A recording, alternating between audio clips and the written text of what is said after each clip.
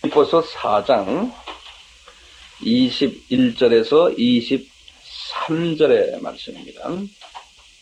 드디어 빌립보서 강해 20번째로서 빌립보서 1장에서 4장까지의 강해가 오늘로 끝나게 되어 있습니다. 그러니까 마지막 부분입니다. 21절부터 우리 같이 읽겠습니다. 그리스도 예수 안에 있는 성도에게 각각 문안하라. 나와 함께 있는 형제들이 너희에게 문안하고 모든 성도들이 너희에게 문안하되 특별히 가이사 집 사람 중 몇이니라. 주 예수 그리스도의 은혜가 너희 심령에 있을지어다. 아멘. 오늘 말씀은 마지막 결론적인 말씀이기 때문에 상당히 중요한 말씀이에요. 그래서 잘 들어주셔서 오늘 제가 무슨 말씀을 하려고 그러는지를 완전히 이해해 주셨으면 해요. 어려운 말은 아니지만요. 그동안에 제가 20번에 거쳐서 말씀하신 말씀의 그 결론적인 말씀이에요. 이 말씀이 곧 사도 바울의 결론적인 말씀과 똑같아요. 이 사도 바울은요, 편지를 쓰실 때마다 항상 제일 앞에 하시는 말씀이 너희에게 은혜와 그 다음에 평강이 있을지어다 또는 넘칠지어다 이런 말씀을 꼭 했어요. 그리고는 제일 마지막 편지가 디모데 후서인데요. 디모데 후서에는 은혜와 평강 그 사이에다가 한마디를 덧붙였어요. 은혜와 긍휼과 평강이 넘칠지어다 이렇게 말씀했어요. 이 세 표현은 아주 붙어 다니는 표현이에요. 이 세 표현은 특히 디모데 후서는 사도 바울이 가장 영적으로 성숙했었을 때 그 말씀을 하시고는 순교를 당하셨어요. 그렇기 때문에 이분이 가장 성숙했을 때 한 표현을 거기다가 더 첨가시켰어요. 긍휼이라는 표현이에요. 그러니까 이분도요, 본인이 주님을 많은 기간 동안에 어려움을 통해 섬기지만 은혜가 있었고 그 다음에 평강도 있었지만 그 긍휼이라는 표현을 자기가 썼을 때는 이것이 절대적으로 필요하고 하구나라는 의미에서 거기다가 사도 바울의 아주 수제자인 디모데야 너 삶 속에서는 은혜가 넘쳐야 되고 그 다음에 모든 사람을 불쌍히 여기는 긍휼한 마음이 넘쳐야 되고 그리고는 이 속에는 평강으로 가득 차 있어야 된다는 것. 이렇게 인사말로 하시고는 그 다음에 신학적인 모든 표현을 설명을 해요. 그분의 설교에서는 그분의 서신에서는 신학적인 이론을 설명한 다음에 그 다음에 어떻게 살아라까지 말씀하시고는 결론에 꼭 하시는 말씀이 지금 오늘 이 말씀은 어느 서신이나 똑같이 말씀했어요. 뭐라고 그랬어요? 은혜. 은혜가 너희 심령에 있을지어다 그랬어요. 그런데 꼭 그냥 은혜가 아니에요. 뭐라고 그랬냐면 그리스도 예수의 은혜라고 그랬어요. 이 말씀을 잘 들으세요. 그분의 편지에는요, 편지마다 예외가 없이 그리스도 예수의 은혜가 넘쳐나라. 마지막에 결론이 이렇게 되었어요. 이제 뒤에 있으면 그분의 편지 마지막을 다 보세요. 그러면 꼭 마지막 말에다 그렇게 써놨어요. 그런데 오늘 빌립보서에 보면 마지막에다가 뭐라고 했냐면 그리스도 예수의 은혜가 너희 심령에 있으라. 그렇게 써놨어요. 그러니까 심령이라는 말을 거기다가 더 구체화시켰어요. 어디에 은혜가 거하느냐면 심령에 거한다는 거예요.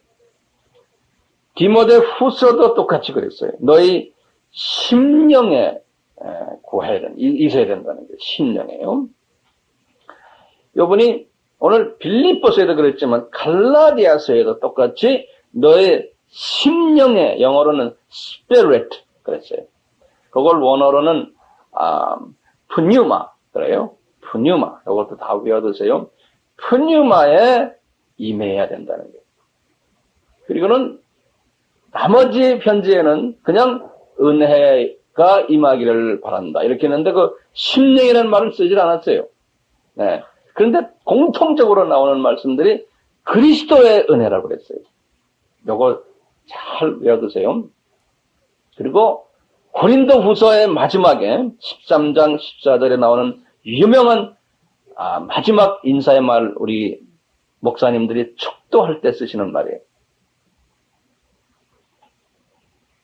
어떻게 해요, 처음에? 네? 여러분들은 목사님이 아니시니까 잘 모르실 거예요. 한번 보세요. 고린도 후서 13장 14절의 말씀에 이 말씀을 목사님들이 축도할 때 하세요. 이 말씀을. 하도 많이 들어서 다 아실 거예요. 여러분들은 나와서 하라 그러면 이건 못해 또. 하도 들었는데도. 저도 이제 목사 안수 받고 안수식이 끝난 다음에 황 목사님 나와서 축도하십시오 그러는 거예요. 그런데 이게 잘 안 되더라고. 많이 들었는데. 예. 축도를 한번 보세요. 그러면 제일 먼저 누구 이름이 나와요? 예? 그리스도 예수의 뭐라고 써놨어요? 은혜가 먼저 있어라. 그 다음에 뭐라고 써놨어요? 그 다음에 성부 하나님의 사랑이라고 그랬어요. 그 다음에 뭐라고 그랬어요? 그 다음에 성령님의 교제하심이. 요 세 부분의 동사가 다 달라요. 다르죠? 그렇죠? 근데 우리에게 제일 먼저 성부 하나님보다 성자 예수님의 은혜를 먼저 말했어요. 왜냐하면 우리가 그 은혜가 우리 삶 속에 우선 있어야 돼요. 그런데 그 은혜가 있으려면 어디에서 은혜가 흘러나오냐면은 성부 하나님의 사랑 속에서 흘러나와요. 네. 그런데 이 은혜가 있으려면은 내 힘으로 되지 않고 성령님의 감화 감동하심이 도와주셔야 돼요. 그래서 이 세 부분이 이렇게 서로가 하나의 묶음으로 되어 있는 거예요. 자, 그건 언제 기회 있을 때 제가 말씀드리겠어요. 자, 저희 보세요. 이 은혜라는 이 말씀이 사도 바울에게만 항상 있는 게 아니고 베드로도 편지 썼을 때 그래요. 베드로 전서 후서에 보면은요, 이 뭐라 그랬냐면 이분은 하나님의 은혜가 너희들 속에서 자라느라 성장하여서 너희들의 삶에 평화가 넘쳐나기를 바란다. 이렇게 베드로는 항상 말해요. 베드로전서 5장 13절에 보시면 또는 베드로 후서 3장 18절에 그러니까 우리 기독교인들의 주님의 자녀들의 아주 최종 삶의 목표가 뭐냐면 우리에게 은혜가 있어야 되고 그 다음에 평강이 있어야 돼요. 이거는 아주 중요해요. 성령님은 요한에게도 똑같이 그랬어요. 요한 1서, 요한 3서, 그 다음에 요한이 쓴 계시록. 항상 편지 뒤에는 너희들에게 평화가 있을지어다. 요한계시록에도 제일 마지막, 성경이 제일 마지막이에요. 요한계시록 22장 21절에 그리스도 예수의 은혜가 너희들에게 있을지어다. 그리고 딱 점을 찍은 성경이 끝이에요. 네. 그러면 우리가 이걸 다른 말로 표현하면 우리 주님의 백성들이 이 은혜와 긍휼과 평화가 없으면은 진정한 의미의 주님을 섬기는 사람들이 아니에요. 여기 앉아있는 우리 주님의 백성들이요. 평화가 있어요? 평안이 있어요? 있어요, 없어요? 평화가 없으면은 입만 열면 사람 잡아먹어요. 기도 아무리 많이 해도 이 평화가 없으면 그래요. 근데 이 평화는 어디에서 오냐면요. 은혜를 먼저 받아야지만 평화가 와요. 순서가 있어요. 은혜와 평안이 있을지어다. 순서가 있어요. 하나님 말씀은 적당히 그냥 순서를 그냥 적당히 써놓은 게 다 순서가 있어요. 먼저 은혜를 받아요. 근데 우리가 보통 은혜 하면요, 우리 특히 한국 교회는 은혜 많이 받았다 이렇게 말해요. 그러면 그게 뭘 말하는 거예요? 제가 한번 여쭤볼게요. 우리 최선화 선교사님, 은혜 많이 받았습니다. 오늘 은혜 많이 받았습니다. 에? 기쁘다, 기쁘다, 평안하다. 오늘 예배에 은혜 많이 받았습니다. 우리가 그냥 이렇게 생각 없이 쓰는 말이기 때문에 그 진정한 뜻을 오용할 수가 있어요. 그 뜻을 모를 때가 있어요. 남용해버리면 가치가 없어지는 거예요. 이제 넓은 의미에서의 은혜는 뭐냐면요, 하나님의 선택받은 사람들이 이제 구원받은 거죠. 그렇죠. 하나님의 사랑을 받은 것.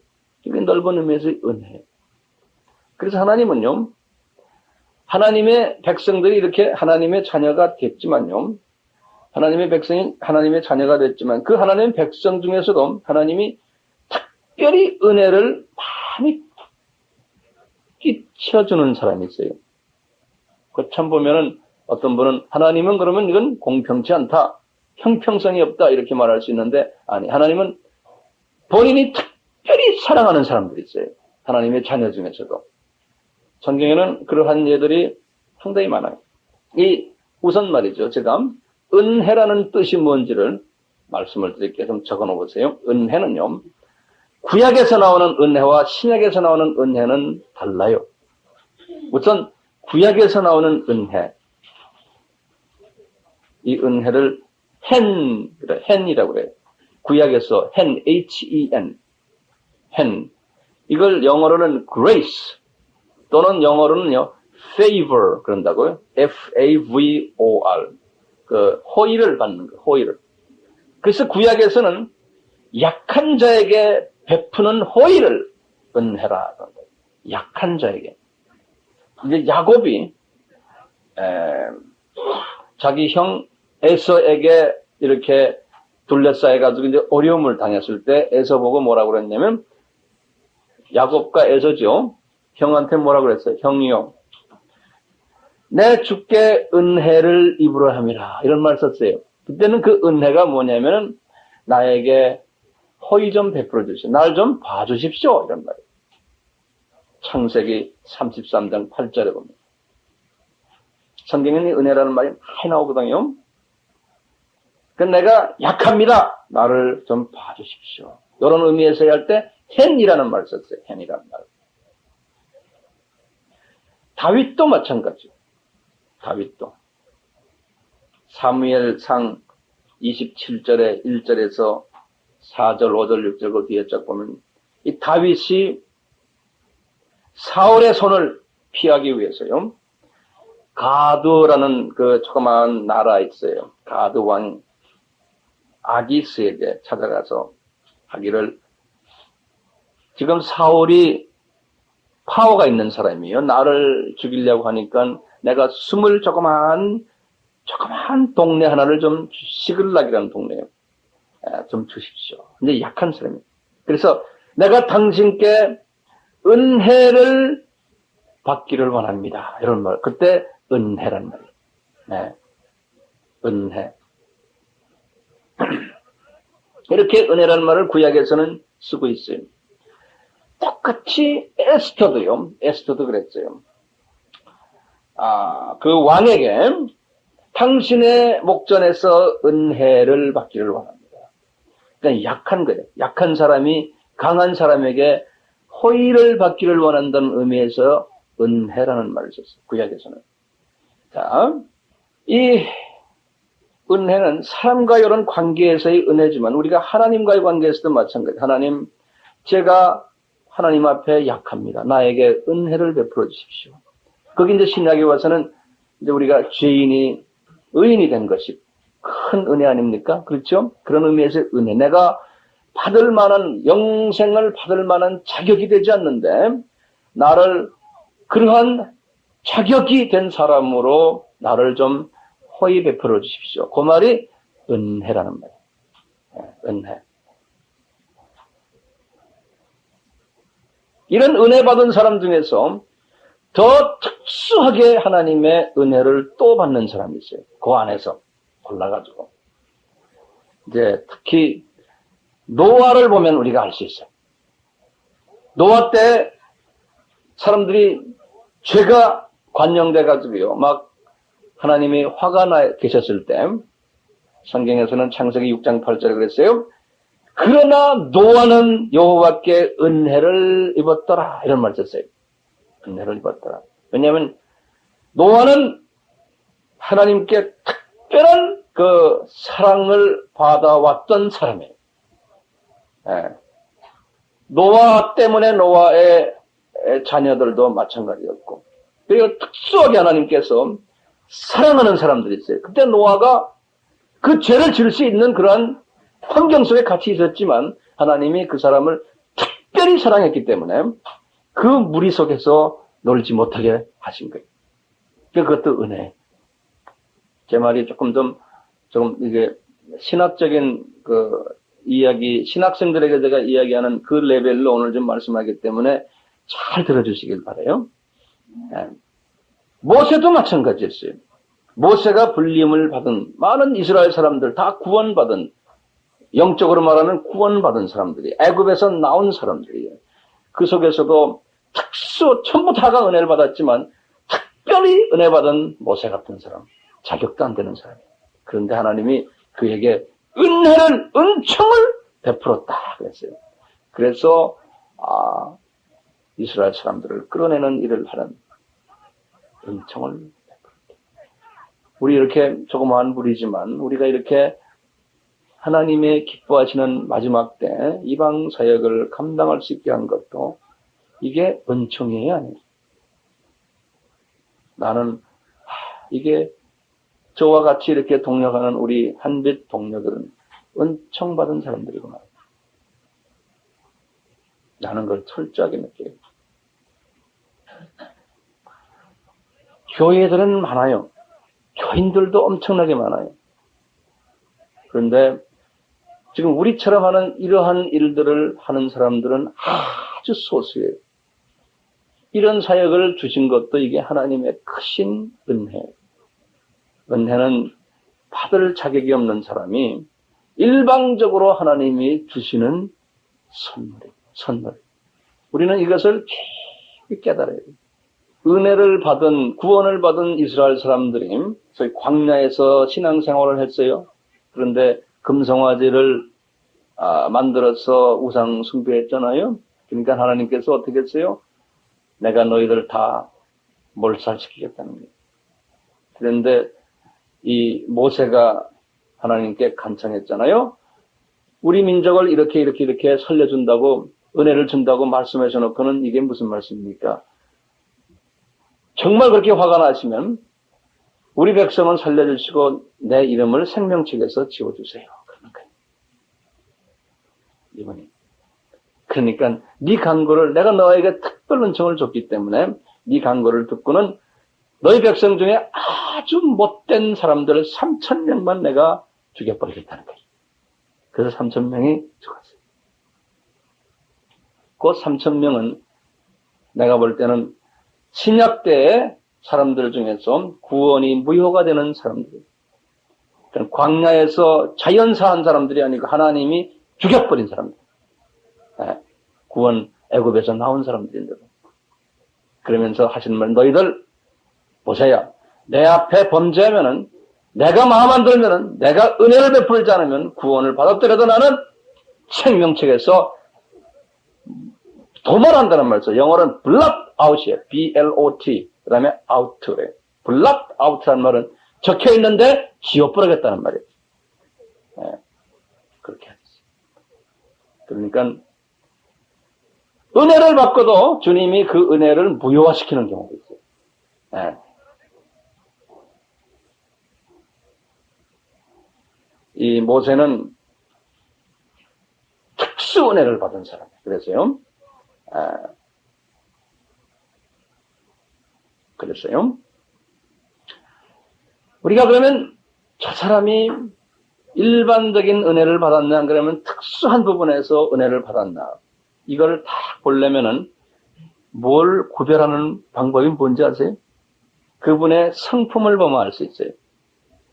그래서 저는 그 부분을 상당히 유심히 봐요. 사람을 볼 때마다. 저분이 하나님의 백성이고 또 하나님의 종으로서 집사, 장로, 권사, 전도사, 목사, 또 유명한 신학자까지도 될 수 있어요. 그렇지만 과연 저분이 하나님의 그 특수한 은혜 속에 있는 사람인가 아닌가를 딱 보려면 뭘 보냐면 그분의 성품을 보면 알아요. 과연 그리스도의 마음이 그 속에 있느냐. 그리스도의 마음이 없는 사람은 주님의 그 특수한 성품, 노아와 같은 사람, 모세같이 은총 속에 있는 사람이 아닌 경우가 많아요. 그 구별하는 방법이요. 자, 제가 조금 더 말씀을 드릴게요. 그 은혜라는 말, 아까 제가 뭐라고 그랬어요? 헨이라고 그랬죠. 헨. 예, 그것을 그거와 같은 의미인데 다른 표현하는 은혜 동사가 있어요. 그것을 뭐라고 하냐면 하난이라는 말로 써요. 이거 지금 히브리 말이에요. 헬라 말이 아니고 유대 말이에요. 이 하난이라는 말을 원어에 써놨는데 그것도 다 번역을 은혜라는 말로 번역이 되어 있어요. 하난. 이 하난이라는 동사는요, 은혜를 베풀다 이런 말이에요. 자비롭다 이런 말이에요. 근데 어떻게 이 말이 의미가 숨겨져 있냐면 궁핍한 처지에 있는 사람이에요. 나보다 못한 사람에게 값없이 호의를 베풀 때 쓰는 말이에요. 나보다 연약한 사람이에요. 또 궁핍한 사람이에요. 저 사람이 지금 도움을 필요로 하는 사람이에요. 그런 사람에게 값없이 조건 없이 호의를 베풀 때 쓰는 말이 하난이라는 말. 그것을 우리나라 말로 은혜를 베푼다 이렇게 성경에 번역이 되어 있어요. 또는 자비를 베푼다 이렇게 표현이 되어 있어요. 그것을 긍휼을 베푼다라고 표현했어요. 그렇기 때문에요. 이게 번역이 그렇게 되고 실제 의미가 그래요. 그렇기 때문에 은혜와 자비와 긍휼이라는 이 세 단어는 동의어예요. 동의어예요. 다시 말해요. 은혜와 긍휼과 그 다음에 뭐라고 했어요? 자비는. 다윗의 예를 한번 들어드릴게요. 시편 25장 16절에 보면 다윗이 그래요. 이분이 아주 외롭고 괴로울 때, 이 사람이 그럴 때 하난이라는 단어를 썼어요. 이분이 뭐냐면 주여 나는 외롭고 괴롭사오니 내게 돌이켜서 나를 긍휼히 여기소서. 그때 긍휼히 여기소서인데 그 말은 나에게 은혜를 베풀어 주세요. 제가 괴롭습니다.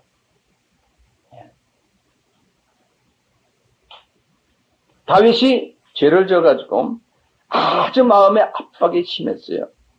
시편 51편 1장에 보면 51편 1절에 그랬어요.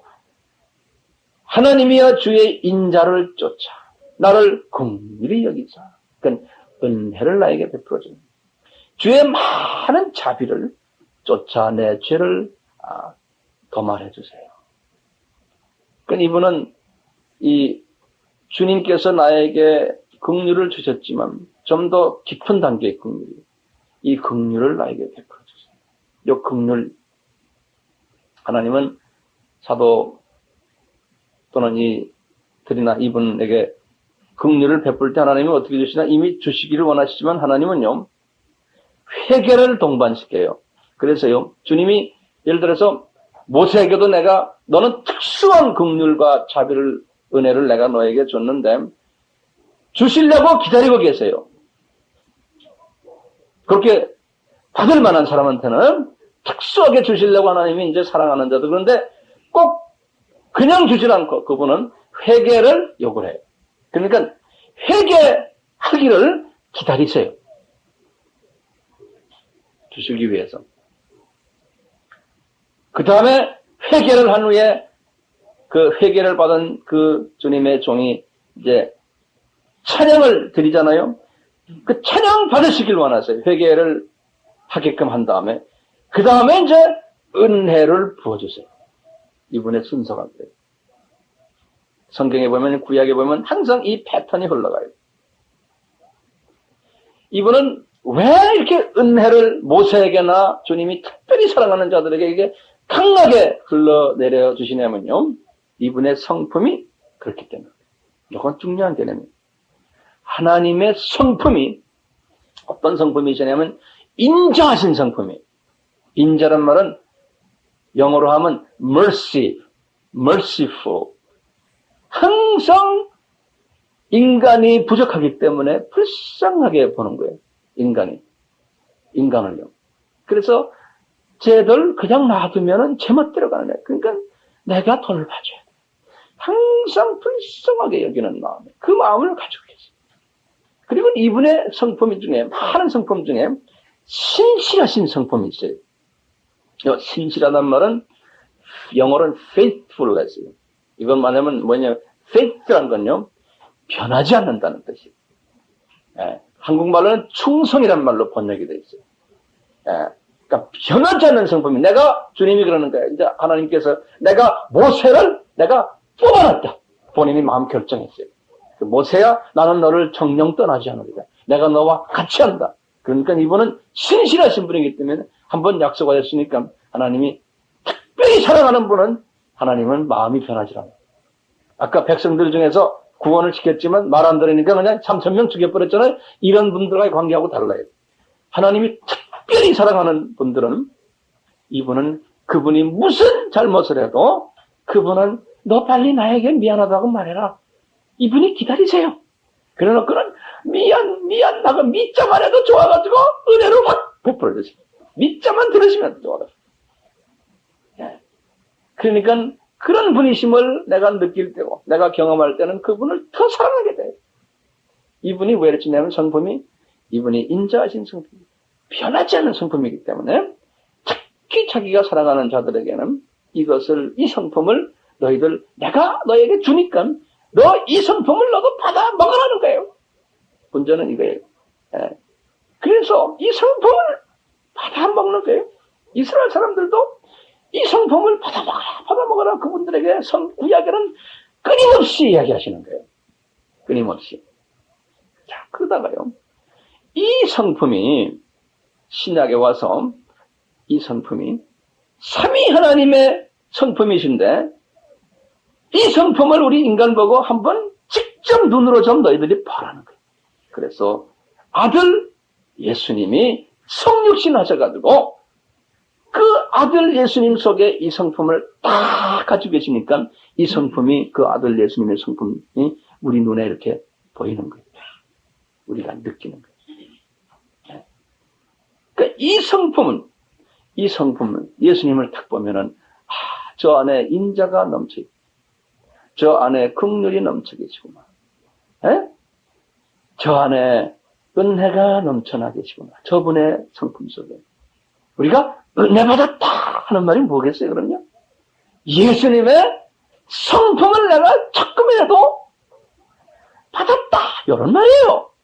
은혜 받았다는 말이 붕붕붕붕 뛰고 뭐 한번 기분 좋았다 이 말이 아니요. 우리가 지금 은혜 받았다를 지금 잘못 이해하고 잘못 사용하고 있어요. 우리 한국교회는 은혜 받으러 가자. 그래서 그냥 여자 집사님들, 권사님들 가방 들고 드르륵 가요. 교회 가서 부흥회 은혜 받으러 가자. 가가지고 뭐 할렐루야 뭐 하고 뭐 통성 기도하고 막 그래요. 이런 그런 다 끝나고는 은혜 받았다. 그러면 집에 와서 남편하고 싸매요. 네. 그게 우리나라에 은혜 받았다는 사람들의 모습이에요. 그 남자들은 아이고 내 마누라 부흥회 많이 다니지만 집에 오면 그냥 마귀 새끼야 그러는 거예요. 우리 신약에 와서요.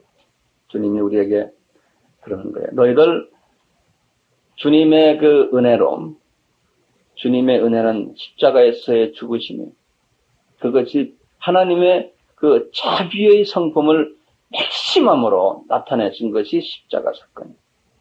우리에게 영생을 주시려고. 그래서 그 은혜를 우리가 받은 거예요. 영생을 받은, 자격이 안 되는 사람들이 받은 그 선물이 영생 아닙니까? 이걸 받으시고는 주님이 그러는 거예요. 너희들이 시민권만 변했어. 예. 자, 등기소에 가서 등기만 이제 이전시킨 거예요. 근데 내 속에는 아직도 마귀의 성품이 그대로 다 있는 거예요. 마귀의 성품이 뭐예요? 미움과 질투와 용서 못하는 마음과 남을 괴롭히는 마음, 화를 잘 내고 마음을 아프게 하는 마음, 이런 그 마귀의 성품들이 가득 차 있거든요. 너희들이 이제는 은혜 받아라 하는 것은요, 하나님의 백성들 보고 하는 소리는 뭐냐면 그 속에 있는 마귀의 성품들을 이제는 슬슬 뽑아내고 누구의 성품으로 바꾸라는 거예요? 예수님의 성품으로 바꾸라는 거예요. 그 예수님의 성품으로 바뀌어지는 그것을 신약에 와서는 이제는 구체적으로 은혜라는 말로 표현했어요. 너희들 은혜 받으라. 사도 바울이 뭐라고 그랬어요? 예수 그리스도의 은혜가 있을지어다. 이 말이 뭐라고 그랬어요? 그럼 이제는요, 구체적으로 그리스도의 성품으로 바뀌어질지어다. 네. 그래서 신약에 와서 은혜라는 말을 헬라 말로 이렇게 표현했어요. 카리스란 말로요. 카리스. 이 카리스란 말로요. 완전히 다른 의미가 있어요. 이 카리스란 말은 joy라는 뜻이에요. 기쁨. 그러니까 카이로라는 동사는 기쁨이라는 거예요. 기뻐하다. 이 기쁨, 쾌락을 가져다 주는 것을 카이로. 우리 저 사람 좀 카리스마틱하다 그런 말 있죠. 네? 저 사람 좀 카리스마가 있다. 그런 말인데 다 여기서 나온 말이에요. 카리스마가 있다. 그래서 우리 오순절 사람들을 뭐라고 그래요? 펜타코스탈도 말하기도 하고, 그 다음에 카리스마틱 그런 말 쓰는데 카리스마틱. 뭐냐면 카리스란 말은 박수 치고 기뻐서 막 이런 거 있죠? 이것이 카리스. 근데 그것을 은혜라고 표현이 되어 있어요. 원어로도 영어 번역도 그렇고 우리 한국말로 보면 영어로는 grace라고 번역되어 있고 한국말로는 은혜로, 영어로는 grace. 우리 조 집사님의 이름이 그레이스 아니에요. 그래서 조 집사님이 저렇게 기쁜 모양이에요. 그 그레이스라는 이름이 그렇게 좋은 이름이에요. 기쁨이라는 이름인데요. 왜 이렇게 기쁨이라는 표현으로 은혜를 이야기했냐면은 그리스도의 성품을 받으면은 제일 먼저 오는 것이 뭐예요? 지금 성령의 9가지 열매 이야기예요. 처음에 뭐예요? 사랑과 기쁨, 뭐예요? 희락이라는 게 그 기쁨이에요. 예? 근데 기쁨이 그냥 하하하하 이렇게 하는 게 속에서 나오는 기쁨이. 그래서 요 카리스란 말은 신약에서의 은혜란 말은 항상 기쁨을 수반해요. 기쁨을. 그래서 다시 내가 말씀드리지만 은혜 받았다 하는 말은 예수의 성품을 전수받으면서 그 속에서 인격의 변화가 일어나면서 기쁨이 깊은 마음속에서 흘러나오는 것을 은혜 받았다. 바울은 그렇게 그분의 편지, 이분이 이것을 경험하기 때문에. 그래서 예수님은 신약에서 제일 먼저 사복음서를 이렇게 보면요. 사복음서에서 이 주님의 백성들이 은혜를 받으라고, 이 주님의 본인의 성품을 닮아라고 사복음서에서 예수님의 삶을 통해서 직접 보여줘요. 사복음서에서. 그리고는 이분의 가르침을 통해서 예수님은. 그렇기 때문에요. 사복음서에는 은혜라는 단어가 없어요. 사복음서에는 은혜, 카리스라는 단어가 사복음서에는 없어요. 이분이 직접 삶을 통해서 보여주시고 말로써 가르쳐주시면서 보여주십니다. 예, 가르쳐주시면서. 이분은 이 사복음서에서 은혜의 그 본질을 그 삶과 가르침에서 보여주실 때 어떻게 이렇게 보여주시냐면, 우리 다 아는 얘기지만 제가 한번 간단하게 정리해 드릴게요. 이분이 뭐라고 그러시냐면요. 가난한 자들 도와줘라. 억압받은 자들, 소외된 자들, 특히 과부들, 어린아이들, 병든 자들, 옥에 갇힌 자들, 나그네들, 다 약한 사람들이에요. 목마른 자들, 헐벗은 자들, 줄인 자들, 이렇게 다 약한 자들이에요. 너희들이 약했지 않느냐? 그래서 약한 너희들에게 내가 내 은혜를 베풀어 준 것처럼 너희들이 우선 육의 부분에서 볼 때 이런 사람들을 너희들이 은혜를 베풀어 주라는 거예요. 그러니까 나보다 못한 자들에게. 그런데 우리 자유신학을 하는 사람들은 여기에서 끝나버려요. 근데 항상 주님이 말씀하실 때는 여기에서 한 단계가 또 올라가요. 영의 단계로 올라가요. 영적으로 가난한 자들, 영적으로 목마른 자들, 헐벗은 자들, 영적으로 옥에 갇힌 자들, 이런 사람들에게 또 은혜를 베풀어주라. 그게 뭡니까? 복음을 전하라. 예수를 전하라. 그러니까 육의 부분을 먼저 해야지만 영의 부분에 대해서 이분들이 반응을 해줘요. 예. 그러니까 육적인 부분을 우리가 도와줘야 돼요. 가난한 사람들 우리가 도와줘야 돼요. 그래서 마음 문을 열게 해줘요. 아, 저분들 괜찮은 사람들이구나. 그 다음에 영의 양식을 부어줘요. 그러니까 은혜를 베풀어주는 거예요. 은혜를 베풀어줘요. 주님이 사복음서에서는 본인이 직접 그렇게 하시면서 우리에게 그렇게 하라는 거예요. 그리고 끝까지 나중에 가서 뭐라고 그랬어요? 이제 그렇게 받은 너희들은 소위 예수님의 지상명령이에요. 이것을 네 민족에만 하지 말고 모든 민족에게 똑같이 이렇게 하라는 거예요. 왜냐하면 주님이 그렇게 하고 계시기 때문에. 그래서 주님의 마음은 뭐냐면요. 나보다 못한 사람들에게 내 마음을 가지고 배려해주는 마음이에요. 제가 항상 말하죠. 이 배려하는 마음이에요. 다른 사람에게 힘을 주는 마음이에요. 이게 그리스도의 마음. 그래서 육적으로나 혼적으로나 영적으로 이게 이웃을 배려해주는 사람. 그리스도의 마음이에요. 그리스도가 나를 배려해줬기 때문에 하나님의 백성이 됩니다. 또 그 위에다 또 은혜를 주신 것도 나를 배려해줬기 때문에. 그러니까 우리는요, 그리스도의 마음을 가지면 성숙한 그리스도인들은 그리스도의 마음처럼 나보다 못한 사람을 배려하는 마음을 항상 가지고 있어요. 근데 그런 마음이 없어요. 그러면 저분은 아직도 은혜 받은 사람이 아니구나. 자기만 생각하고. 그래서 우리 빌립보서 2장에 그랬잖아요. 예? 자기만 생각하지 말고 남을 나보다 낮게 여기고. 이것이 곧 그리스도의 마음이에요. 그러면서 예수 그리스도가 그런 본을 보여주셨다. 그랬죠? 그 다음에 바울이 내가 그 본을 지금 보여주고 산다. 그리고는 디모데가 그렇게 하고 있다. 그 다음에 너희의 지도자인 누구예요? 에바 브로디도도 그렇게 하고 있다. 그러니까 그렇게 살아요.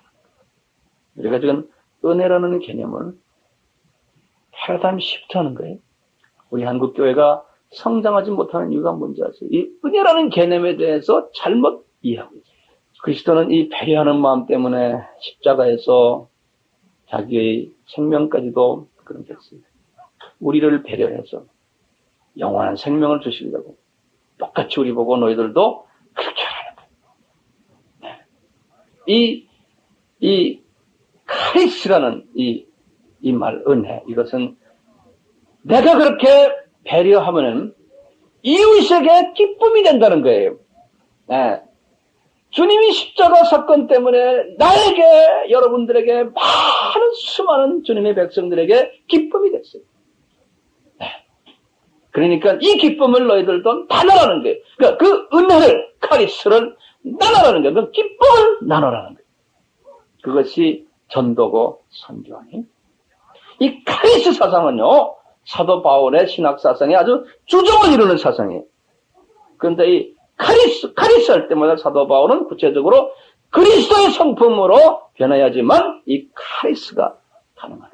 그래서 이분의 편지에는 항상 비기닝 시작에도 항상 그 말씀 쓰고 모든 영적인 이야기, 교리들 이렇게 살아라 적용하는 부분까지 다 설명한 다음에 마지막 한마디 꼭 너희들은 이 카리스를 가져라. 이 카리스를. 그냥 결론 중에 결론이에요. 성경 공부 아무리 많이 하고, 교회 봉사 아무리 많이 하고, 기도, 삼기도 아무리 많이 하고, 금식을 아무리 많이 해도, 이 그리스도의 성품인 요 카리스가 없으면은, 그래서, 우리 아까 말한 고린도후서 13장 14절에 그랬잖아요. 예수의 은혜와, 이제 축도할 때, 제일 먼저 우리가 필요한 것은 하나님 아버지의 사랑, 그 사랑은 우리가 가지기가 힘들어요. 근데 그 사랑은 너무나 크기 때문에요. 그렇지만 최소한 그 사랑에서 흘러나오는 그리스도의 은혜, 그리스도의 성품, 그것을 가지라는 거죠. 근데 그것은 하나님 아버지의 사랑과 성령님의 교제하심과 이것은 그냥 되는 게 아니고 성령님의 감화감동, 나와 성령님과 교제 속에서 이 카리스를 가질 수 있다는 거예요. 이 카리스. 그래서 우리가 축도를 부탁하는 거예요. 성경에는요, 이 카리스를 가지면, 은혜를 가지면 항상 따라오는 말이 있죠. 뭐라고 그랬어요? 평강해. 그렇죠? 사도 바울이 디모데후서에는 뭐라고 그랬어요? 가운데다 뭘 집어넣었어요? 긍휼히. 예. 이것은 우리의 생명 같은 거. 성품이 이 카리스와 이 긍휼과 그 다음에 이 피스가 따라와야 돼. 이 샬롬, 이 피스가 따라올 때 이제는 내가 주님의 마음에 조금 합당한 사람이구나 라고 그때 자기 진단을 할 수 있어요. 뒤집었어요. 저 자매가, 저 형제가 피스가 없구나. 그러면 아직도 주님의 은혜가 없구나. 그걸 볼 수가 있어요. 자, 그런데 제가 결론적인 말씀이지만 중요한 결론적인 말씀이에요. 여기 그 말씀에 주 예수 그리스도의 은혜가 너희 심령에 있을지어다. 그랬어요. 있을지어다 이런 말이에요. 그냥 그대로 직역을 하면은. 예. 근데 너희 성령은 그럼 우리 성령이에요. 이 말은 다른 말로 표현하면 이런 말이에요. 내 속에 성령님이 내재하고 계세요. 구원을 허락하신 성령님이, 그 성령님이 내 속에 계세요. 또 나의 그 성령님께서는 구원을 위한 성령님만이 아니고 내가 사역을 위한 또 성령님이 한 분이 계세요. 다른 성령님이 아니세요. 기능의 차이예요. 그 성령님은 오순절 때에 오셨던 성령님이에요. 그 성령님을 뭐라고 그래요? 보혜사 성령님. 그러죠? 그것을 파라클레이토스라고 그래요. 이 파라클레이토스 성령님은 사역을 가능케 한 능력을 주시고 지혜를 주시고 지식을 주시고 성령의 은사들을 주시는 주님을 더욱 잘 섬길 수 있도록 그것을 주시는 성령님이에요. 가능케 하시는 성령님이에요. 구원케 하시는 성령님과 가능케 하시는 성령님은 다른 기능에 달해요. 같은 한 성령님이신데, 예. 영어로 말하면 saving power를 가지신 분과 그 다음에 enabling power, 그 다음에 able 하다, enabling Holy Spirit, 가능케 하시는. 지금 여기서 말씀하시는 성령님은 내 속에 내재하고 계신 성령님이죠. 예수님께서 이 요한복음 7장 38절에서 39절에 하신 말씀이 있어요. 내재하는 성령님을 어떻게 말씀하시냐면 나를 믿는 자는 성경의 이름과 같이 그 배에서 생수의 강이 흘러나오리라 하시니 이는 그를 믿는 자의 받을 미래형의 성령을 가르쳐 말씀하시네요. 이때 그 배에서 생수가 흘러나온다고 그랬어요. 성령님이. 근데 이 배라는 게 뭐냐면 한국말로는 배라고 그래서 스토막이 아니에요. 번역이. 이 번역을 원어로 보면 뭐라고 하냐면 the innermost being 그랬어요.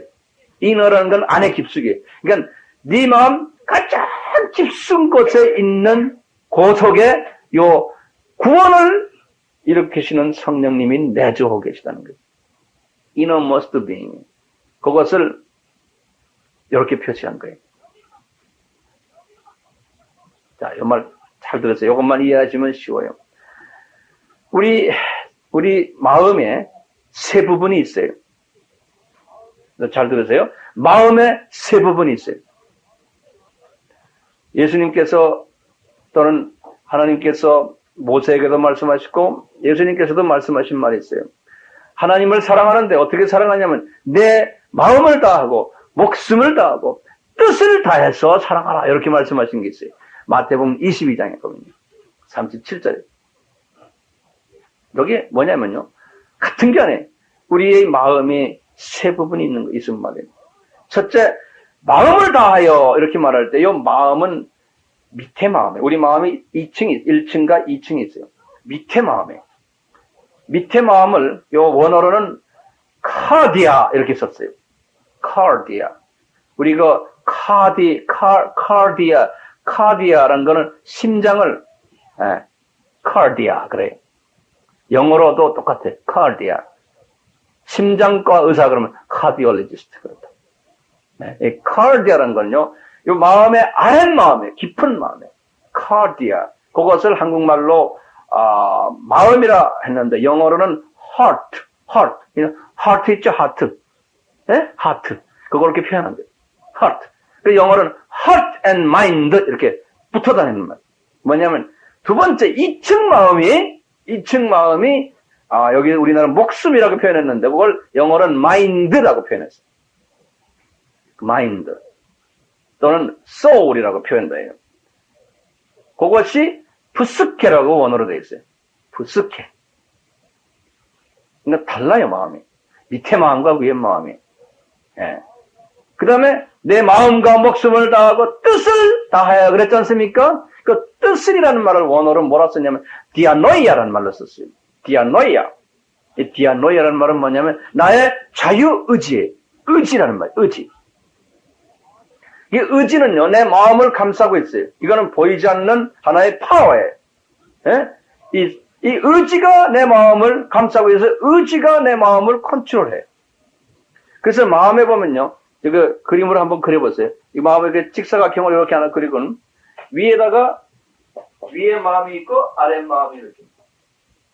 여기 카디아예요. 요게 푸스케. 그 다음에 이 여기서 감싸고 있는 의지가 있어요. 위에 마음에도 문이 있어요. 마음의 문. 네. 그리고 아래 마음에도 마음의 문이 있어요. 이 마음 문을 누가 열어요? 누가 열어요? 의지가. 디아노이아가 열었다 닫았다 한다. 의지를 내 스스로가 컨트롤 할 수도 있지만 성령님이 도와주셔야 돼요. 성령님이.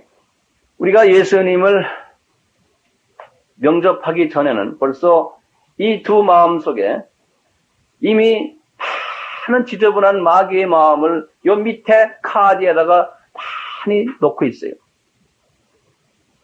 예를 들어서 어릴 때부터 경험했던 아픔들이 이 큰 위의 마음 문을 들어갔다가 여기서 조금 상주하고 있다가 밑으로 내려가서 여기 와서 완전히 이렇게 침전돼요. 미움이나 열등의식이나 질투나 공포감이나 뭐 얼마나 많아요. 그런 마음들이. 그런 것들이 밑에 쫙 깔려있고. 이게 성령님의 마음이 아니죠. 성령님의 마음이 아니에요. 이것은 마귀가 준 마음이에요. 마귀의 성품들이. 이런 성품들이 그냥 있는 그런 분에게 성령님이 이 안에 들어가서 성령님이 이 깊은 곳에 구원을 이루게 하신 거예요. 그냥 성령님이 와서 계신 거예요. 그러니까 성령님이 이 카디아 속에 와서 계신 거예요. 성령님이 계시기 때문에 성품은 변하지 않았지만 하나님의 자녀인 거예요. 성품은 변하지 않았지만 이런 이런 요 카디아를 가지고 우리는 성경에서는 사도 바울은 속 사람이다 이렇게도 표현해요. inner man. 겉으로 우리가 위에 좀 푸스케의 마음은요. 평소에 이렇게 만나면 안녕하세요 집사님, 안녕하세요 목사님 그러고 평소에 이렇게 말하는 거예요. 그리고 그냥 편안해요. 겉으로 보면 그래. 그런데 무슨 어려움을 당하거나 자기가 한번 씹히면은 그다음부터 이 속에 있는 게 기어나와요. 그래갖고는 하고 막 잡아먹어 막. 네. 요 밑에 숨겨있는 마음이 있다고. 네. 그게 더 무서운 거예요. 우리 목사님들이 어려움 중에 하나가 뭐냐면 뭐 목사님 자체도 예외는 아니지만 앞에서는 목사님 이러고 뒤에 가서는 목사님을 씹는 사람들 많아요. 그 왜냐면 저 밑에 지저분한 게 많이 들어있는 사람은 그래. 똑같아요. 목사님만이 아니에요. 개인 관계에서도 똑같아. 앞에서는 막 친절해. 그런데 그렇지 앞에서도 친절하지 못한 사람 이 안에 뭐 더러우니까 위에 있어도 나타나는 사람이 있어요. 숨겨지지 않고 그런 사람들은 문제인물이죠. 네. 그래서 이중 인격이라고 그러나요? 뭐 그런 말 쓰잖아요. 네. 그 이 안에 예수 안 믿는 사람도요. 이 위에 부분과 아래 부분을 차 컨트롤하는 사람들이 예수 믿는 사람보다 더 많아요. 예수 안 믿는 사람은 타이점이라는 게 뭐냐면 이 밑에 성령님이 안 계신 것뿐이에요. 하지만 사람의 인격을 보면 예수 안 믿는 사람이 이 밑에 더 깨끗한 사람들이 많아요. 그런 사람도 있을 수 있죠. 예. 너무 깨끗한 사람은 예수 잘 안 믿어요, 밑에. 왜? 나 예수 필요 없어, 이렇게 생각한다. 그러니까 되게 예수를 열심히 믿는 사람들 중에 보면 이 밑에가 문제 있는 사람이 더 많아요. 자기 마음이 가난해서 그렇죠. 근데 문제는 이 안에 있는 거를 끄집어내야 되는데, 끄집어내지 않고 그대로 유지하면서 신앙생활하는 게 문제 있는 거예요. 예. 유지하면서. 이제 우리 여기도 마찬가지. 만약에 우리 교회가 무슨 싸움이 붙었어요. 교회가 싸움이 날 때 보면 그 교회의 영성을 그대로 다 볼 수 있어요. 교회가 분란이 있을 때 보면은 아주 이 밑에 게 다 나와요. 집사고 장로고 목사가 할 것 없이. 그냥 그냥 제가 그런 걸 여러 번 봤거든요. 그 사람 그대로 나타나요, 그대로. 제 말 동의하세요? 네?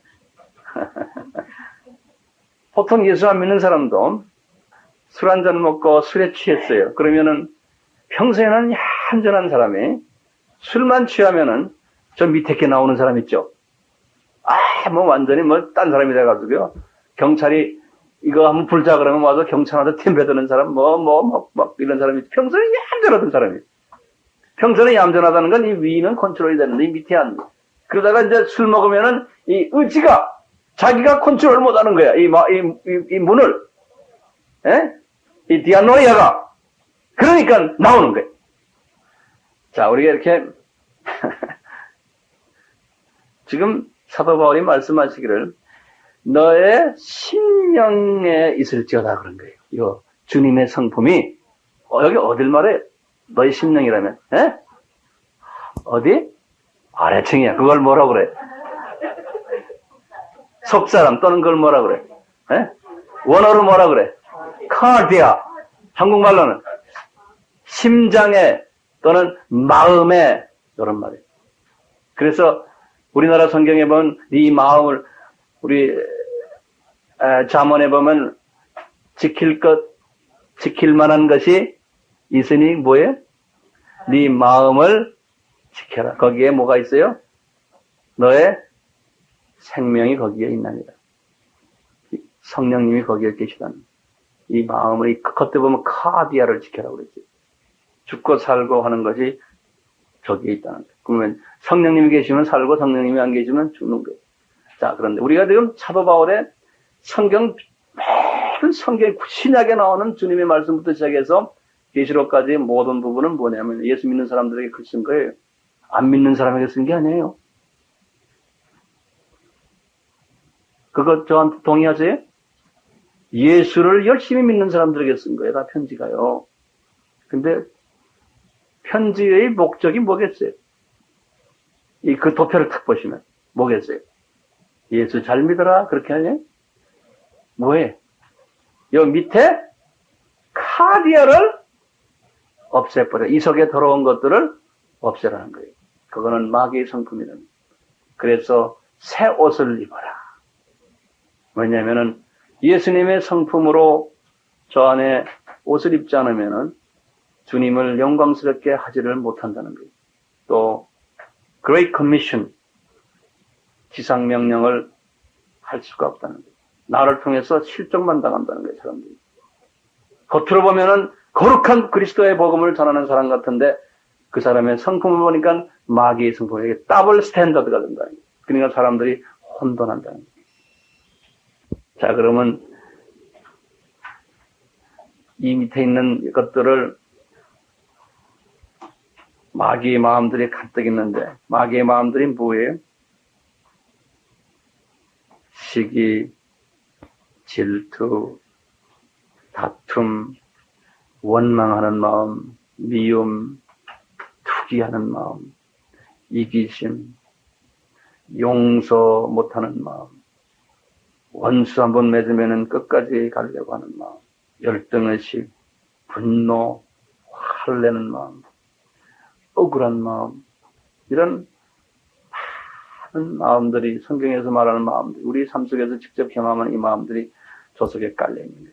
저기 깔려 있으니까 겉으로는 위의 마음으로는 평강이 있는데 밑에는 깊은 평강이 없는 거예요.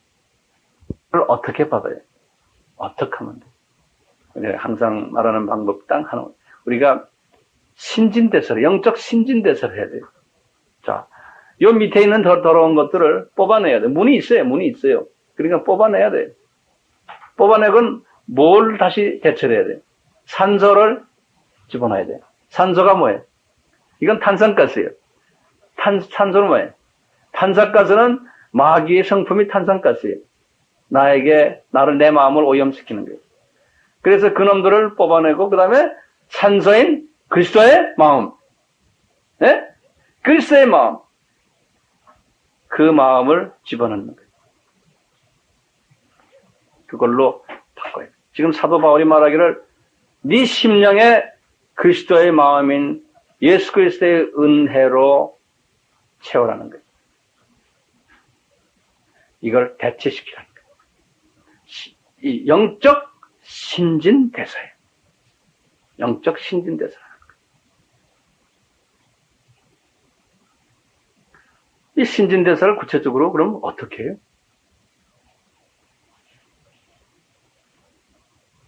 이 신진대사는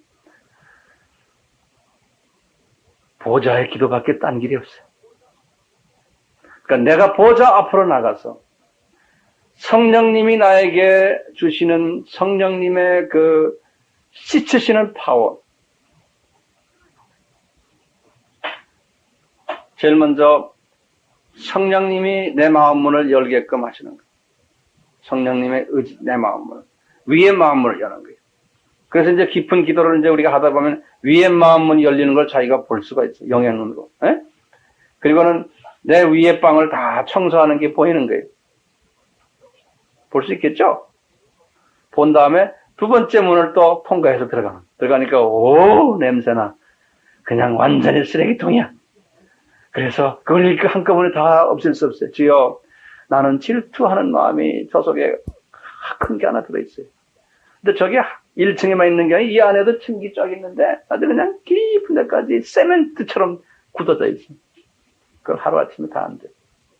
그러면 주님 이걸 좀 뽑아주세요. 근데 주님께서는 이게 함부로 뽑아지지 않는다. 쉽게 뽑으면 또 나중에 또 쉽게 그놈들을 집어가. 그래서 주님이 나에게 간구해라. 그러면 주님의 그 씻으시는 파워들이 제일 먼저 뭐가 들어가냐면요.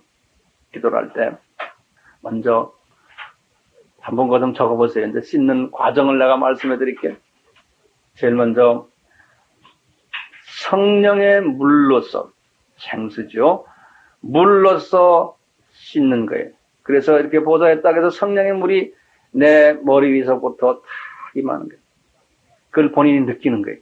그리고 그 성령의 물이 나를 다 통과하는 거예요. 내 머리, 눈, 입, 코, 이게 느끼는 거예요. 성령 물이, 물의 그 세례 주심이. 그래서 그러다가 내 윗방으로 마음에 들어가는 거예요. 그런 나머지들은 내 몸을 다 퍼져서 발끝까지. 이건 성령의 물의 물세례예요. 물의 세례하심이, 그러니까 물세례. 그래서 이 물세례하심이 윗방, 밑에 방까지 내려가서 막 씹는 것이 내가 느껴집니다. 믿음은 바라는 것들의 실상이라 그랬죠. 예? 그러니까 믿음의 눈으로 보는 거예요. 그걸 우리가 연습을 해야 돼요. 주님과의 기도, 개인 기도할 때, 그 물로 다 씻어내요. 물로 다 씻어낸 다음에, 그리고는 물로 씻어서 또 아직도 찌꺼기들이 있어요. 그래서 처음에는 나는 물로 씻는 것보다는 제일 처음에는 뭐로 씻냐면 그거는 순서를 바꿨어요. 불로써 먼저 태워요. 그래서 오순절에 성령의 그 불이 떨어지지, 성령의 불이 나에게 오셔서 그 불이 막 태우는 거예요. 특히 이 밑에 방까지 내려가가지고 성령의 불이 미움이라는 그놈들을 태우고 막 태우는 거예요. 성령님에게 뜨거운 불이 막 임하는 경우를 어떤 때는 뭐 뜨겁지 않았대요. 그래서 살살 태우는 경우도 있고, 예? 성령님께서 이렇게 태우십니다. 태우신 다음에 그 다음에 재가 남잖아요. 그것을 물로써 씻어내는 일을. 두 번째, 물로써 씻어내는 것. 그래도 내 속에 아직도 이런 가시들이 있어요. 불룩불룩 튀어나온 것. 이 마음의 그릇도 막 울퉁불퉁해, 아니가. 예. 그런 것들은 자를 거는 잘라야 돼요. 뭐로 자르냐면, 말씀의 검으로 자르는 거예요. 말씀의 검으로 나의 울퉁불퉁한 성품들을 좀, 이 그릇을 아주 스무트하게, 울퉁불퉁, 조금만 해도 퍽퍽 부시고, 남을 쑤시고, 예? 이런, 예? 우리 민족이 그게 심해요. 다른 민족보다. 그것을 아주 스무트하게 만드는 거예요. 누가 나하고 와도 딱 갖다 대도 아프지 않는 거예요. 뭐 나도 마찬가지고 다 그런 게 있어요. 성질 급한 사람들이 그런 게 있어요. 그래서 말씀의 검으로 잘라내는 연습. 잘라내지고는 그러면 몸이 아프잖아요. 내 아픈 부분을 도려냈으니까. 그렇잖아요? 그 다음에는 성령님의 기름 부으심으로, 성령님의 기름은 상처를 아물게 하는 역할이에요. 성령님의 기름 부으심으로 머리서부터 다 흘러나가는 걸 내가 느끼는 거예요. 성령님의 기름 부으심은 나를 완전히 지배하는 거예요. 그러시고는 마지막에 뭘로 커버하냐면은 예수 그리스도의 피로써 커버를 받는 거예요. 그래서 그리스도의 피가 또 나에게 온 몸을 쫙 커버시켜주고 씻어주시고 다 씻어주신 다음에 나의 죄를 그리고는 나를 다 또 커버해 주세요. 한 번 했다고 해서 이게 다 해결되는 거 아니에요. 이것은 가능하면은 자주 이게 신진됐어요. 영적 신진됐어요. 이렇게 되면요. 이렇게 되면 이런 기도를 주님과 이거 보좌에서 탁 하면 주님이 그 보좌에서 십자가의 피 흘리심이 내 눈에 보이기도 하고 그분이 성령의 불을 보내는 것도 내가 보며 느끼고 기름 부으심도 내가 보고 느끼고 이제 그 단계까지 들어간 거예요. 그러면 내 속에 있는 이놈들이 하나하나 천천히 나가요. 김이 올라가듯이. 예? 한꺼번에 나간다고 생각하지 마세요. 우리가 집을 하나 지어놓고 세멘트로 밑바닥에 그냥 간단하게 깔리는 그게 한꺼번에 안 나가요. 천천히 하나씩 벗겨나가는 거예요. 그래서 1년 전이 다르고 1년 후가 다르고 2년, 3년 가면서 저는 볼 때 한 5년에서 10년이 가야지만 그분의 성품이 조금씩 변하는 걸 제가 봤어요. 제가 이렇게 말씀드리는데 하루아침에 변하지 않아요. 그러니까 예수님도 성품이 변하는 걸 기다리면서 기다려줘요. 그러니까 우리는 기다리는 연습을 해요. 그러니까 이 밑에 성품이 괜찮은 사람은 성령님의 임하심도 강하게 임하시고 성령님이 그 속에 들어가셔도 편해하세요. 자, 그래서 이제 우리가요, 주일 예배를 우리가 주님께 올려드릴 때, 제일 먼저 요 밑에 부분까지 어느 정도 정돈이 된 다음에 예배를 드려야 되지 않습니까? 그래서 우리가 한 30분 동안 보좌에 찬양을 드리는 이유가 그래요. 오늘도 우리 찬양 드렸잖아요? 네?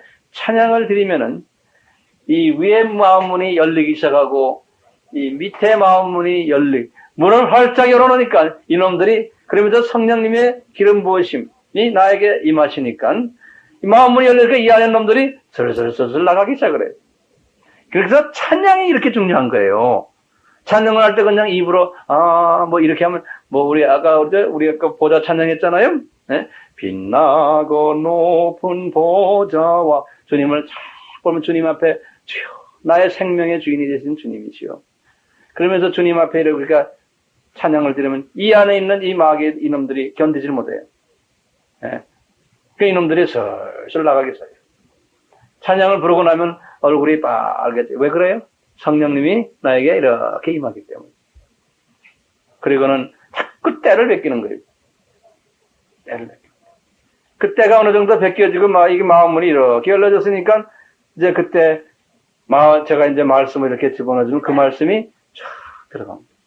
제가 지금 1시간을 이야기하고 있어요. 설교가 지금 1시간. 보통 주일날 설교는 20분에 끝나요. 20분. 20분 넘으면 몸을 비틀어요. 왜 1시간을 해도 몸을 안 비틀어요? 이 마음문이 열려있기 때문에, 이 위에 마음문, 밑에 마음문이 이미 열려있기 때문에. 말씀이 차곡차곡 들어갈 때마다 이 안에서 이놈들이 깨달음이 있는 그때는 마귀는 견디지 못해요. 자기 정체가 딱 이제 발견이 되면 이놈은 나가기 시작, 나갈 준비해요. 그러니까 우리가 하나님 말씀을 이렇게 조직적으로, 예? 이해가 되게끔 설명해 주면은 이놈들은 이 안에서 견디지 못해요. 깨달을 때. 깨달았어요? 요 원칙을 깨달았어요? 그러면 나가기 시작한다. 나가기 시작해. 지금부터 그놈들을 내쫓는 연습을 해요. 여러분들이 이제 나가면서 우리가 간구하는 게 있어요. 주여, 주님의 성품을 나에게 주십시오. 갈라디아서 5장 20절. 뭐예요? 사랑을 주세요. 희락을 주세요. 화평을 주세요. 모든 사람과 화평하는 마음 주세요. 자꾸 오래 참는 마음 주세요. 자비로운 마음 주세요. 모든 사람을 불쌍히 여기는 마음 주세요. 양성 주세요. 충성 주세요. 온유 주세요. 절제 주세요. 남을 배려하는 마음 주세요. 자꾸 생수를 자꾸. 그래서 어떤 때는 전 그래. 숨을 크게 쉬어요. 이거 내보내죠? 그 다음에 주님의 그 자비로운 마음 나에게 좀 막 마시는 게. 그러면 그 마음이 막 들어가요. 성령님이 계시잖아요. 네? 주세요. 그것이 더 고린도전서 13장 그 말씀을 성령님이 고린도 교회, 은혜가 많은 교회, 싸움이 많은 교회, 이 밑에 더러운 게 잔뜩 깔려있는 사람들이 가득 차 있는 교회가 고린도 교회. 네? 그 사람들에게 고린도전 13장 말씀을 주신 거예요. 너희들 이 탄소 동화작용을 해라. 이 신진대사는. 그래서 너희 속에 있는 이 탄산가스들을 뽑아내고 그러면서 성령의 9가지 열매를 다른 말로 표현한 거예요. 너희들 이 뽑아내는 걸 뭘 뽑아내는지 아느냐 하면서 너희들은 하면서요. 사랑은 오래 참는다. 그러니까 그거 집어넣는 온유하다. 투기하지 않는다.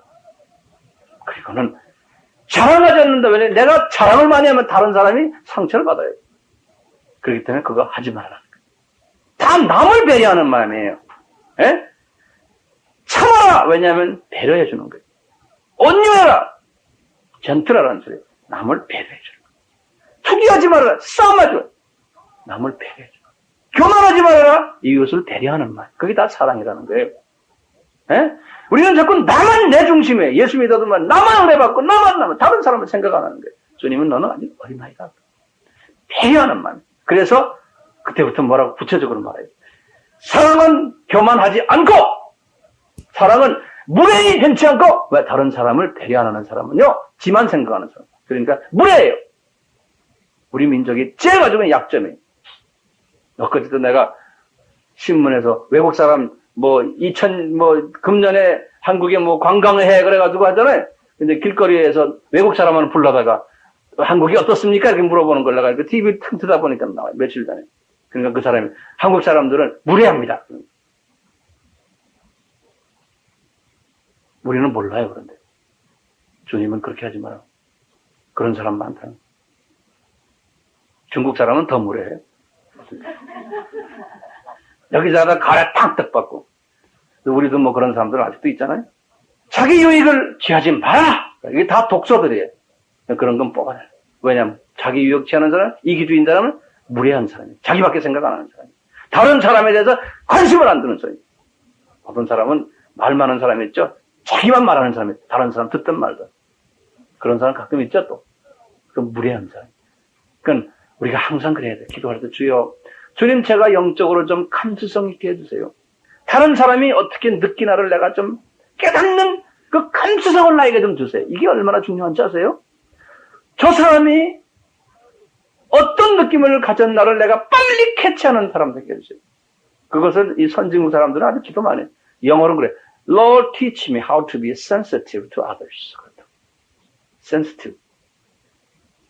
항상 다른 사람을 배려해줘. 그게 선진국의 기독교 선진국의 국민성으로 변해버렸어요. 남을 배려하는 사람. 그러면서 산소를 집어넣는 게 그래서 진리와 함께 기뻐하고, 모든 것을 참으며. 그러니까 모든 것을 참는 게 못된 사람이나 이러는 건 좋은 일이다. 왜냐하면 주님이 알아서 때가 되면 알아서 하시겠죠. 그냥 참아. 그게 믿음이 있는 사람이에요. 참지 못하는 사람은 믿음이 없는 사람이에요. 주님이 알아서 할 텐데 저 사람이 나를 심고 저 사람은 나를 지금 해를 끼쳐도 주여 알아서 하세요. 참는 거예요. 그게 믿음이 있는 사람이에요. 그렇죠? 모든 것을 참는 거예요. 왜 하나님이 때가 주님이 나를 훈련시키기 위해서 저 사람이 나를 저렇게 씹는군요. 주님 감사합니다. 참는 거예요. 모든 것을 믿으며 이게 대단히 중요한 말이에요. 우리는 조금 해서 나와 좀 다르면 그냥 저 사람 이단이다. 저 사람 어떻다. 저 사람 잘못했다. 막 정죄해요. 주님은 남을 그렇게 하지 말라. 그분이 뭐라 말하면 그들은 그냥 믿으라는 거 처음에. 주님의 마음이에요. 그래놓고는 성령님의 영 분별하는 걸 나에게 은혜를 주죠. 그 나중에 그것을 분별하는 능력을 줘요. 처음에는 일단 말하는 걸 믿어줘야 돼요. 그게 성숙한 사람. 쪽집게 노릇하면 안 돼요. 모든 것을 바라며 모든 것을 견뎌낸다. 이게 13장 말씀하에 고린도서 13장이요. 이것이 그리스도의 마음. 이런 마음을 이 보좌의 기도를 통해서 우리가 가질 수 있는 이런 마음. 결론 중에 결론. 우리 빌립보서의 이제 결론 말씀 좀. 이 빌립보서의 결론. 빌립보서 교회에다가 사도 바울에게 주신 말씀이 거예요. 이 빌립보 교인들아, 너희들은 참 괜찮은 사람들이야.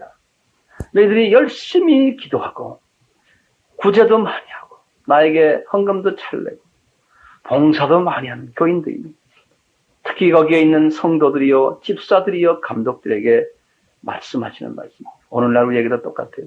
그런데 이분들에게 하신 말씀이 너희들에게 왜 그런데 기쁨이 없느냐? 그러니까 우리 보통 사람들이 그러죠. 빌립보서는 기쁨의 편지입니다. 기쁨의 편지가 아니에요. 기쁨이 없는 사람들에게 기쁨을 가져라고. 왜냐하면 왜 기쁨이 없어요? 이 마음 카디아 속에 미움이 잔뜩 들어있고 열심히 기도하는데 열심히 구조하는데 열심히 봉사하는데 그 속에는 투기가 있고 분쟁이 있고 다툼이 있고 허영이 있고 시기가 있고 질투가 가득 차 있는 거예요. 마귀의 마음으로 가득 차 있는 거예요. 그러니까 이분이 말씀하시기를 너에게 은혜가 있어야 된다. 이 은혜는 카리스라고 했어요. 주님의 마음이 그 안에 들어있어요. 그래서 기쁨이 그 안에 있어야 된다. 그래서 우리 2장 5절의 말씀에 너희 안에 이 마음을 품으라고 예수 그리스도의 마음이니 그리스도의 마음. 그게 예수 그리스도의 은혜.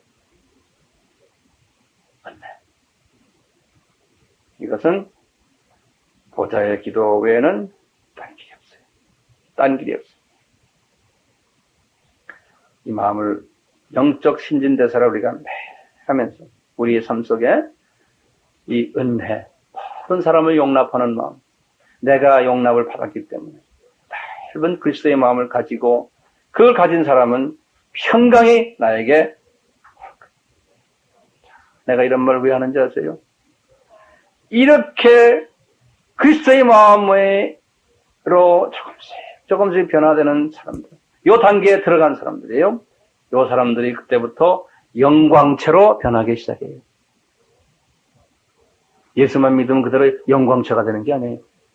이때부터 그리스도의 그 영광, 하나님 아버지의 보좌에 흘러나오는 영광이 나에게 임하기 시작해요.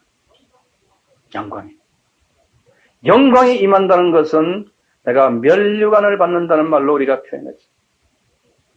이 말은 다섯 말로 표현하면 상급을 받는다고 표현한 거예요.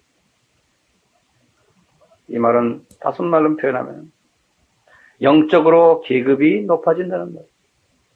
하늘나라에서. 하늘나라에 올라가면 지도자급 된다는 거예요. 그러니까 이 땅에 살면서 그리스도의 모습으로 변화된 것만큼 내가 영적으로 계급이 결정되는 거예요. 얼마나 많이 일했나가 아니에요. 그렇게 된 사람들이 주님의 일을 할 때 상급이 따라오는 거예요. 우리가 주님을 닮아야지만 주님을 전할 수 있는 사람이 됐지, 주님을 닮지 않는데 주님을 전할 수가 없습니다. 주님을 닮지 않고 주님을 전하는 것은 자기 유익을 위해서, 자기 영광을 위해서 사역한 거예요. 그러니까 주님이 나는 네가 누군지 모른다. 여기서 있는 나부터 시작해서 우리 모두가 이 원리를 우리가 깊이 깨닫고, 저기 말씀할 때마다 이건 나를 위해서 하시는 말씀. 매일매일 나도 나를 이렇게 다짐해 가면서 주여 과연 우리 하는 이 모든 사역이 나의 어떤 입신을 위해서, 나의 어떤 인정을 위해서, 나의 욕심 때문에 내가 영광 받기 위해서 하는 것이 아닙니까? 주님 혹시 그런 마음이 있으면 아주 내 마음속에서 이런 마음을 도말시켜 주십시오. 도말시켜 주십시오. 이 마음이 깊이 들어올 때 평강이 나에게 임하고, 평강에 있는 사람은 우리 하나님의 자녀들의 공동체 안에서 다툼이 없어요. 억울함이 없어요. 감사만 넘치고 항상 내 이웃을 이해하려는 마음만 넘쳐있고 긍휼한 마음, 자비스러운 마음만 가득 차있고, 그럴 때 이 안이 조그만 천국이 되는 거예요. 그러니까 이 안에 하나님의 영광이 임해요. 가득 차요. 이 안에 하나님의 백성들이 모인 곳에. 그럴 때 영광이 차고, 이 안에 들어오면 모든 사람들이 그 영광을 그냥 그대로 옷 입어요. 네. 우리 모두가 정말 이런 복을 받는 우리 한빛교회 동역자들 됐으면, 그리고 우리를 통해서 저 많은 선교지의 우리 형제 자매들도 이 영광을 그대로 전수받는 그러한 복된 자들 됐으면 하는 것이 이번 이 빌립보서를 통해서 우리 모두에게 주시는 말씀으로 저는 확신하고 있습니다. 저희들이 예수 그리스도의 그 은혜, 그리스도의 마음에 우리의 마음이 변화되지 않으면 주님의 보좌에 있는데 이 천한 몸이 이르러 그 영광을 몸소 배울 수가 없습니다. 주님의 자녀는 되었지만 보좌 가까이 가서 주님의 영광 같이 맛볼 수 없음을 저희들이 깨달았습니다. 오 성령님이시여, 저희들에게 도와주셔서 은혜로 다시금 채워주셔서 주님의 성품으로 날로 성숙되는 주님의 귀한 아들들, 딸들 되게 은혜 베풀어 주시옵소서. 지금 이 시간은 예수 그리스도의 극진하신 그 하나님 아버지의 무한하신 사랑하심과 성령님의 교제하심이 우리로 하여금 그리스도의 은혜로 다시 옷 입고 예수 그리스도의 성품을 닮아가기로 결단하는 우리 모두에게와 우리의 10여 개 나라의 주님의 성품을 닮아가기로 결단하고 주님을 따라가는 우리 모든 동역자들 위에와 이 지구상의 주님의 백성들 위에 지금부터 영원히 함께 할지어다. 아멘.